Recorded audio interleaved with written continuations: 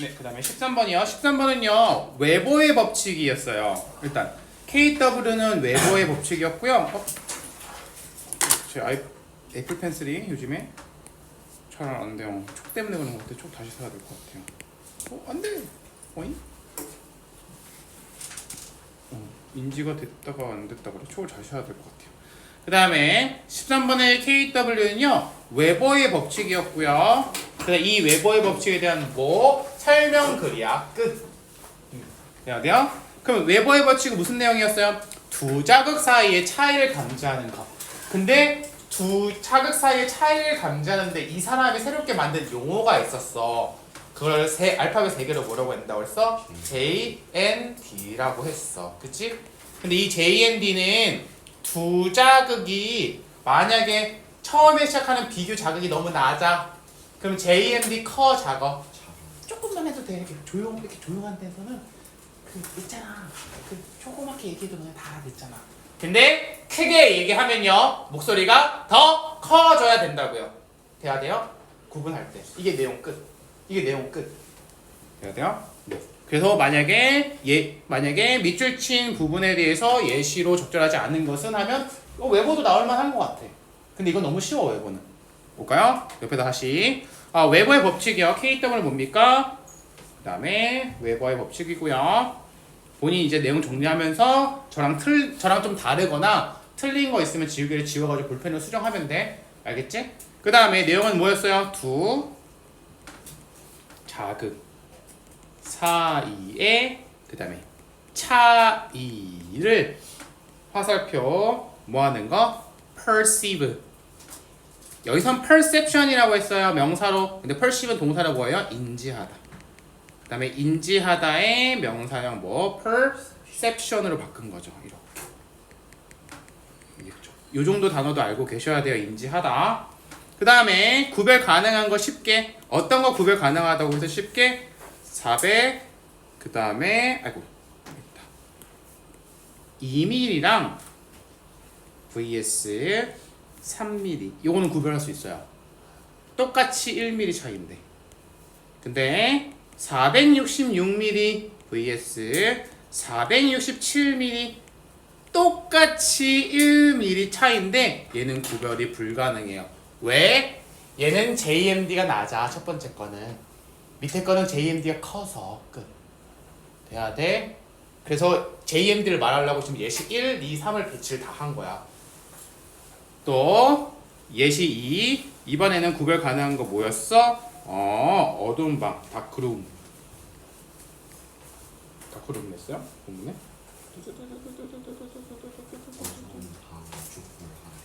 그쵸? 잠깐만. 이 본문에서 다크룸 맞죠? 아니 본문에 똑같은 단어 쓰고 싶어가지고 이렇게 화살표. 그다음에 이게 뭐였어? 촛불 하나.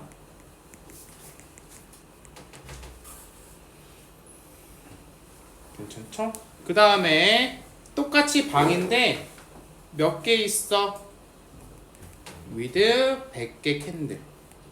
이렇게. 그러면 얘는 뭐 한다? 원 캔들. 촛불 하나가 얘는 인지가 안 되고요. 얘는 구별이 된다고요. 이유는 왜야? 위에 거는 다시 말하지만 JMD가 낮아. 밑에 거는 JMD가 높아. 내려가면요. 그래서 이 글의 필자는요. 방금 말했던 예시 1과 2를 차이를 설명하고 싶어서 본인이 새로 만든 용어예요. 새로. JMD의 약자는 뭐라고요? 딱! 노티스는 알아차리다. 알아차릴 수 있는 뭐를? 차이를 하고. 이렇게. 그래서 이것의 약자인 JND라고 표현한 거야. just은 딱 그 정도. 노티스는 인지하다, 발견하다는 뜻이야 원래. 눈을 이용해서 지각동사예요. 그 다음에 이 사람이 말한 정의 한글로는 뭐라고요? 딱 또는 겨우 알아차릴 수 있는. 그 다음에 차이의 신호 세기의 함수. 함수는 별거 없어요. 그냥 숫자 크기라고 생각하시면 돼요. 별 의미 없어요. 그냥 숫자 크기. 왜냐면 함수는 수학에서 사용되는 용어니까.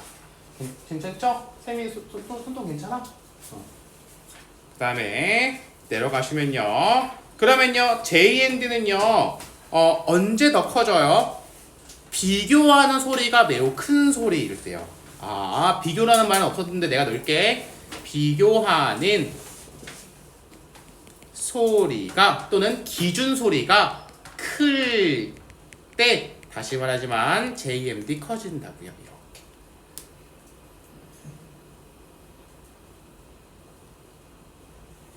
그러면 JMD란 표현이 나왔으니까 JMD 써볼까요?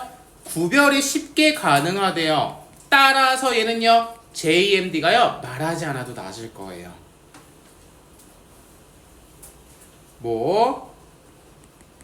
비교란 말은 없지만 비교 소리가 또는 기준 소리가 약할 때 이게 JND가 낮다는 뜻이죠.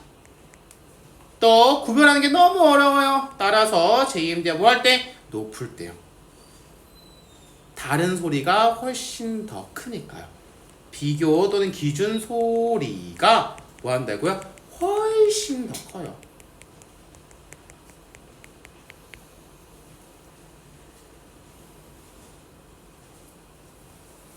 내려가면요. 그래서 JMD를 이용한 이 글의 필자의 웨버의 법칙을 다시 풀어 쓴 거예요. 뭐예요?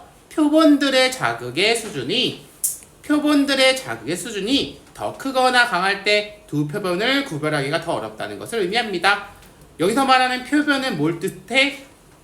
비교 또는 그 다음에 기준 자극이 뭐 할 때 너무 클 때, 강할 때. 그러면 JMD를 이용해서 표현해 볼까요? 만약 JND가 커 그러면 구별하기 쉽다 어렵다? 구별하기 어렵다고요. 똑같은 자극의 크기라고 해도.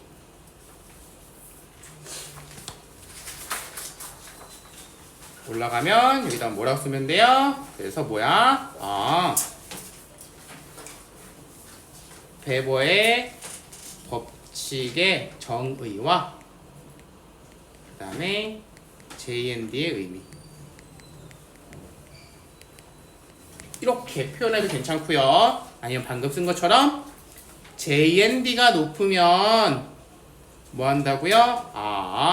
두 자극의 차이를 구별하기 쉽다 어렵다? 어렵다.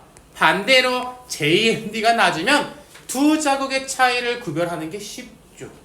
이렇게도 바꿨을 수 있죠. 똑같은 말이니까. 근데 얘는 개인적으로 주제 문제 나오기는 좀 약해요.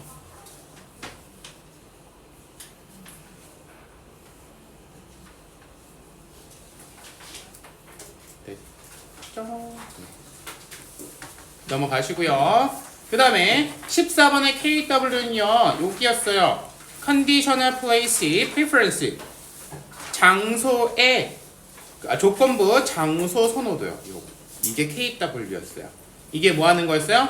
동물들이 뭘 원하는지 찾을 수 있는 거였다고요. 이게 옆에 가볼까? 다시 KW는 뭐였다고요? 컨디션들 조건이 지정된 컨디션이요. 명사로는 조건이라는 뜻이고요. 그 다음에 동사로는요 조건을 지정하다라는 뜻이에요.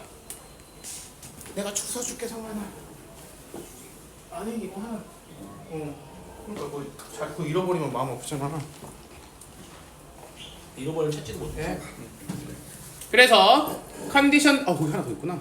컨디션 뒤에 ed가 있으면 조건이 지정된. 알겠지? 컨디션 동사야.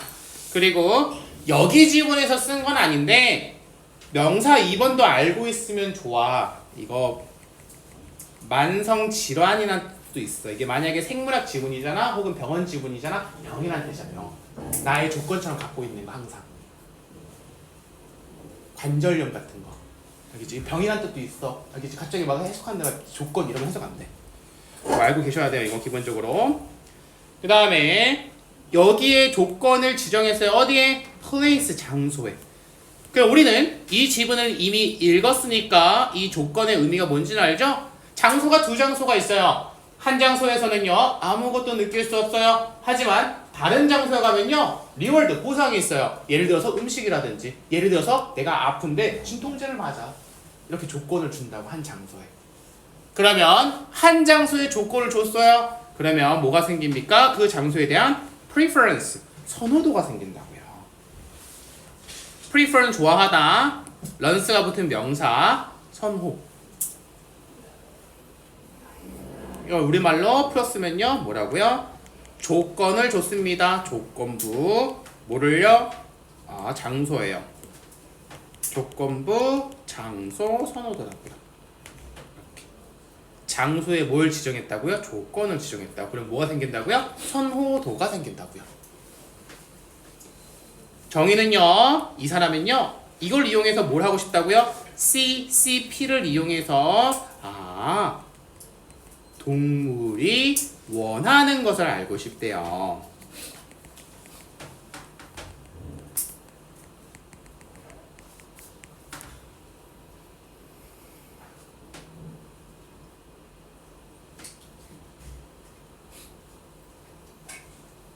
됐죠?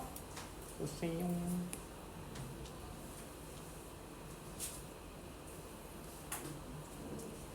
그러면 여기 밑에 내려가면요 이제 예시가 있네. 어떤 예시? 장소인데 이 장소에 어떤 특징? 이제 조건을 준다는 거야. 첫 번째 조건은요. 음식이나 시끄러운 소리.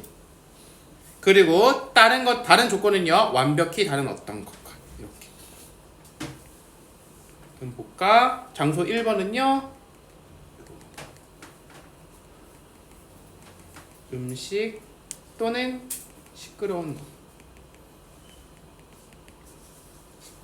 그 다음에 장소 2는 뭐예요? 그 다음에 완벽히 다른 것.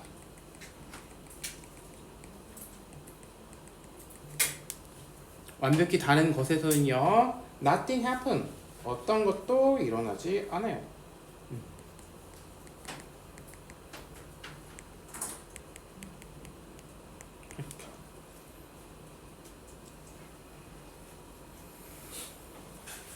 그러면 여기는요 그럼 첫 번째 거에는요 당연히 something happen이죠. 무언가가 일어나죠. 이런 표현은 없었지만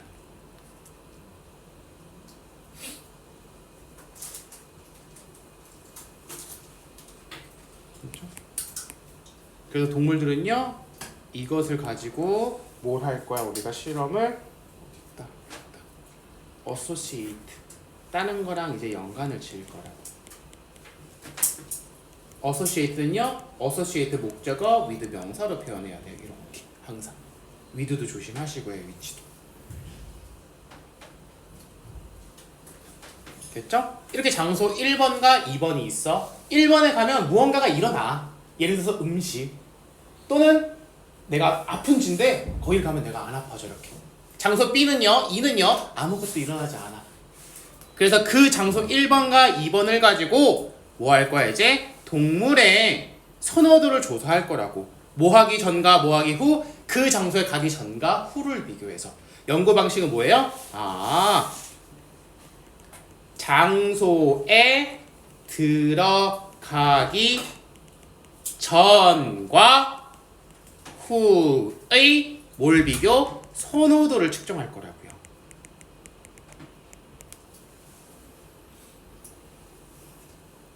그러면 선호도를 측정하는 방식은 뭐예요? 한 장소에 오래 머물면 그 선호도가 있는 거잖아.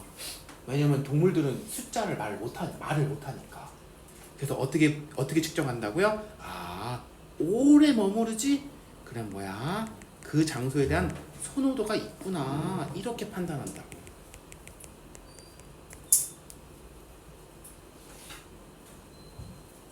그러면 만약에 학교 시험 문제 밑줄을 그어놓고 왜 동물이 그 장소에 오래 있습니까? 거기 보면 밑줄 그어 있으면 왜? 선호도가 있어서. 이렇게 보여야지. 내려가면요. 동물이 특정 장소에서 피하는 이유는 뭐야 이번에? 당연히 그 장소에 대한 뭐 선호도가 있어 없어? 없으니까겠지 당연히.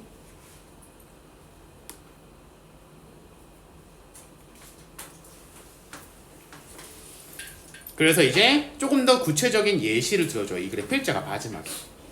대상은 뭐예요? 쥐긴 쥐인데 뭐 걸린지 안 걸린지야.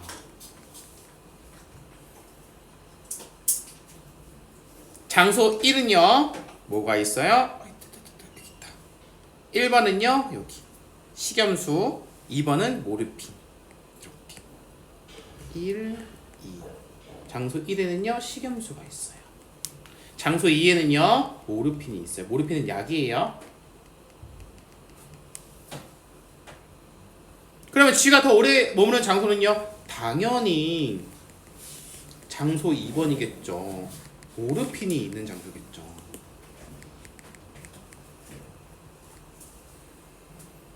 이유는 뭐예요? 추천할 수 있죠? 뭐가 좋으니까? 당연히 선호도가 높으니까. 따라서 뭐 쥐는 어디? 모르핀이 있는 장소를 더 선호한다. 이런 식으로 동물들이 있으면 그 동물들이 특정한 A랑 특정한 B랑 어떤 걸 더 좋아할까라고 비교하고 싶을 때 왜? 우리는 동물들이랑 대화를 못하니까. 얘네들이 뭘 더 좋아할까? 라는 걸 연구하려고 사용한 게 바로 조건부 장소 선호도입니다. 끝. 돼야 돼요? 네, 올라가 볼까요? 그럼 주제는 뭐라고 쓰면 돼요? 아, 똑같아요. 조건부, 그 다음에 장소 선호도의 정의와 그 다음에 연구 방법 이렇게 요 정도. 그래서 얘도 주제 문제로 나오긴 좀 약해요. 왜냐면 영국 글이어가지고 너무 좀 약해. 이렇게 막 세진 않아. 내려갈게요. 15번 갑니다. 빨랐어요? 괜찮아요? 성원이 다 썼어? 네. 그 다음에 15번 갑니다. 15번의 K